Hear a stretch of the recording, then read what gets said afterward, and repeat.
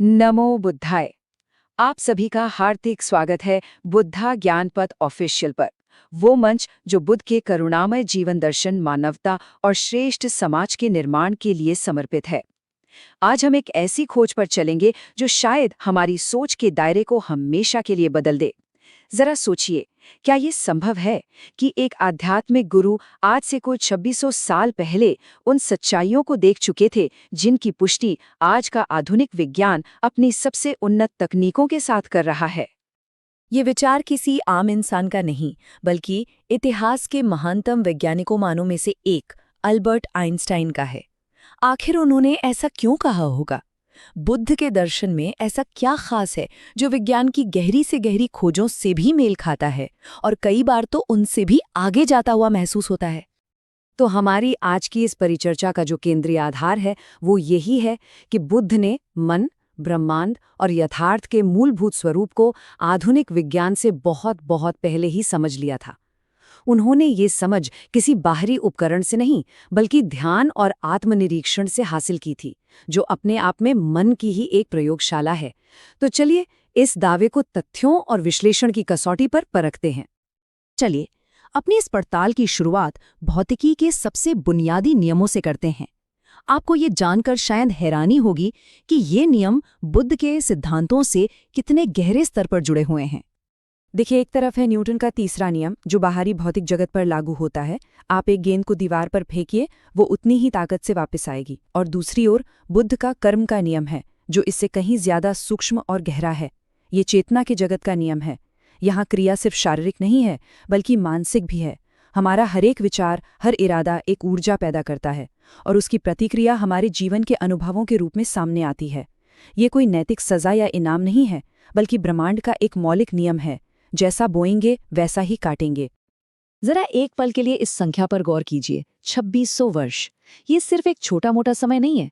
ये बुद्ध के अनुभवात्मक ज्ञान और न्यूटन के वैज्ञानिक फॉर्मूले के बीच का एक अविश्वसनीय फासला है। ये हमें बताता है कि बुद्ध की दृष्टि कितनी असाधारण थी। बिना किसी टेलीस्कोप या प्रयोगशाला के उन्होंने सिर्फ अपने मन की गहराइयों में उतरकर प्रकृति के उन रहस्यों को जान लिया था जिन्हें समझने में विज्ञान को सदियां लग गई।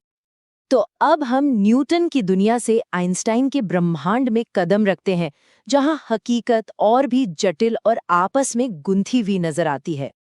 आइंस्टाइन ने हमें बताया कि स्पेस और टाइम अलग नहीं है, पदार्थ और ऊर्जा भी अलग नहीं है। सब कुछ एक दूसरे से जुड़ा है, एक दूसरे पर निर्भर है। बुद्ध ने इसी परम सत्य को प्रतीत्य समुत्पाद कहा था। ये एक बहुत गहरा सिद्धांत है जिसका सरल सा मतलब है, इसके होने से वह होता है। दुनिया में कोई भी चीज अपने आप में अकेली मौजूद नहीं है। जैसे एक फूल को खिलने के लिए सूरज की रोशनी, मिट्टी और पानी की जरूरत होती है, ठीक वैसे ही इस ब्रह्मांड में हर चीज, हर घटना किसी दूसरी वजह से ही वजूद में है। ये एक अंतहीन, आपस में जुड़ा हुआ एक जाल है। लेकिन ये सिर्फ सिद्धांतों का मेल नहीं है। बुद्ध का सत्य को खोजने का जो तरीका था, वो खुद अपने आप में पूरी तरह से वैज्ञानिक था। बुद्ध ने कहा था, मेरी बात पर सिर्फ इसलिए विश्वास मत करो क्योंकि मैं कह रहा हूं, बल्कि खुद अनुभव करो, खुद जांचो, खुद परखो। यही तो वैज्ञानिक विधि का मूल मंत्र है ना? कोई अंधविश्वास नहीं। और उन्होंने हमारे दुखों का कारण किसी ईश्वर या भाग्य को नहीं बताया, बल्कि एक मनोवैज्ञानिक और वैज्ञानिक कारण दिया। हमारी इच्छाएं, हमारी आसक्ति यानी अटैचमेंट। आज का आधुनिक मनोविज्ञान भी तो यही मानता है कि हमारी मानसिक शांति का सबसे बड़ा दुश्मन हमारा अतृप्त मन ही है। और अब हम भौतिकी की सबसे रहस्यमयी शाखा क्वांटम मैकेनिक्स की ओर बढ़ते हैं, और यकीन मानिए, यहाँ आकर तो विज्ञान और बुद्ध के दर्शन के बीच की लकीर जैसे धुंधली ही हो जाती है। इतनी गंभीर और बौद्धिक परिचर्चा आप सुन रहे हैं बुद्धा ज्ञानपथ ऑफिशियल पर। बने रहिए हमारे साथ। ये शब्द परमाणु बम के जनक जे रॉबर्ट ओपेनहाइमर के हैं। वो बौद्ध दर्शन का गहरा अध्ययन करते थे और उन्होंने ये महसूस किया कि क्वांटम भौतिकी जो बता रही है कि हमारा मन, हमारा अवलोकन हकीकत को प्रभावित करता है, ये तो वही बात है जो बुद्ध हजारों साल पहले ही कह चुके थे। क्वांटम फिजिक्स का ऑब्जर्वर इफेक्ट कहता है कि जब तक हम किसी कण को देखते नहीं हैं, वो सिर्फ एक संभावना की लहर होता है। हमारा देखना ही उसे एक ठोस हकीकत में बदल देता है। और बुद्ध का केंद्रीय उपदेश क्या था? मनोपूबंगमा धम्मा, सभी चीजें मन से ही उत्पन्न होती हैं। इसका मतलब ये हुआ कि हम इस दुनिया के सिर्फ दर्शक नहीं हैं, बल्कि इसके सह निर्माता भी हैं। ये कितना बड़ा दायित्व है ना? क्वांटम सिद्धांत के एक और जनक नील्स बोर ने कहा कि यथार्थ में विरोधाभास हो सकते हैं, जैसे कि रोशनी, वो एक ही समय में एक कण भी है और एक लहर भी। दोनों बातें एक साथ सच हैं। बुद्ध ने इसी को तो मध्यम मार्ग कहा था। उन्होंने सिखाया कि सच कभी भी किसी एक अति पर नहीं मिलता। जीवन न तो सिर्फ सुख है और न ही सिर्फ दुख। सत्य हमेशा इन दोनों के बीच संतुलन में पाया जाता है। ये दुनिया को या तो ये या वो की नज़र से देखने के बजाय ये भी और वो भी की दृष्टि से देखना है। अब हम अपनी यात्रा में बाहर ब्रह्मांड की ओर और भीतर अपने मस्तिष्क की ओर चलते हैं और देखते हैं कि ये दोनों खोजें कैसे एक ही बिंदु पर आकर मिलती हैं। जब न्यूरोसाइंटिस्ट फ्रांसिस्को वरेला ने दशकों से ध्यान कर रहे बौद्ध भिक्षुओं के मस्तिष्क को स्कैन किया, तो जो नतीजे आए वो विज्ञान की दुनिया के लिए किसी भूचाल से कम नहीं थे। उन्होंने मस्तिष्क में ऐसी गामा तरंगें देखीं जिन्हें तब तक असंभव माना जाता था। ये इस बात का एक ठोस वैज्ञानिक सबूत था कि ध्यान सिर्फ मन को शांत नहीं करता, ये हमारे दिमाग की बनावट और काम करने के तरीके को सचमुच में बदल सकता है, ठीक वैसा ही जैसा बुद्ध ने सिखाया था। महान खगोल शास्त्री कार्ल सेगन ने कहा था, हम तारों की धूल हैं। इसका मतलब है कि जिन परमाणुओं से हमारा ये शरीर बना है वो कभी किसी तारे के केंद्र में बने थे। हम और ये ब्रह्मांड अलग अलग नहीं हैं, हम उसी का एक अटूट हिस्सा है। बुद्ध की यही तो शिक्षा थी कि हम सब एक दूसरे से और इस पूरे ब्रह्मांड से जुड़े हुए हैं। अगली बार जब रात में आसमान की ओर देखें तो ये याद रखें, आप सिर्फ तारों को नहीं बल्कि अपने ही स्रोत को देख रहे हैं। और अब हम उस शिखर पे पहुंचते हैं जहां विज्ञान और अध्यात्म एक हो जाते हैं। ये शब्द किसी दार्शनिक के नहीं बल्कि क्वांटम थ्योरी के जनक, नोबेल पुरस्कार विजेता मैक्स प्लैंक के हैं।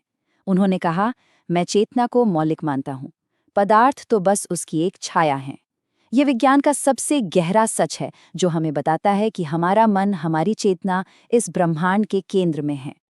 तो मैक्स प्लैंक का ये कहना कि चेतना यथार्थ का निर्माण करती है और बुद्ध का ये कहना कि मन सभी चीज़ों का स्रोत है, ये दो अलग अलग बातें नहीं हैं। ये एक ही पर्वत की चोटी पर पहुंचने वाले दो अलग अलग मार्ग हैं। जैसे एक आर्किटेक्ट पहले अपने मन में इमारत का नक्शा बनाता है और फिर वो इमारत हकीकत में बनती है, ठीक वैसे ही हमारी चेतना हमारी वास्तविकता का नक्शा बनाती है। तो इस पूरे विश्लेषण का सार क्या है? सार बस इतना है कि सत्य एक ही है, बस उस तक पहुंचने के रास्ते अलग अलग हो सकते हैं। विज्ञान ने बाहर देखने के लिए टेलीस्कोप बनाया और ब्रह्मांड के रहस्य खोल दिए, और बुद्ध ने उन्होंने अपने भीतर देखने के लिए ध्यान की एक आंतरिक दूरबीन विकसित की और चेतना के रहस्य खोल दिए। एक ने बाहर की ओर देखा, दूसरे ने भीतर की ओर, पर दोनों ने एक ही इंटरकनेक्टेड चेतना आधारित यथार्थ को देखा। तो अब सवाल ये उठता है कि क्या हम अपनी बाहरी दूरबीन के साथ साथ अपनी आंतरिक दूरबीन का भी इस्तेमाल करने के लिए तैयार हैं? हम इस विश्लेषण को किसी निष्कर्ष के साथ नहीं बल्कि एक गहरे आत्मचिंतन के साथ समाप्त करेंगे। अगर ये सच है कि हमारा मन ही हमारी दुनिया को बनाता है, तो आइए हम सब मिलकर अपने मन का इस्तेमाल एक ऐसी दुनिया बनाने के लिए करें जो करुणा, प्रज्ञा और शांति से भरी हो। यही बुद्ध का मार्ग है और यह हमारा भी हो सकता है। बुद्ध ज्ञान पथ ऑफिशियल का पवित्र उद्देश्य है बुद्ध का जीवन दर्शन, समाज का उत्थान, राष्ट्र का उत्थान और संपूर्ण मानवता का उत्थान, समानता, स्वतंत्रता और न्याय के मूल्यों के साथ। हर परिचर्चा का उद्देश्य आपके बोध, समझ और विवेक को और अधिक उत्कृष्ट बनाना है। हमारे साथ लगातार जुड़े रहने के लिए कृपया चैनल को सब्सक्राइब करें और कमेंट के माध्यम से अपने विचार साझा करें। ये भी बताएं कि आप ये विश्लेषण कहाँ से देख रहे हैं। अगले विश्लेषण में पुनः मिलेंगे। नमो बुद्धाय। जय मानवता, जय भारत।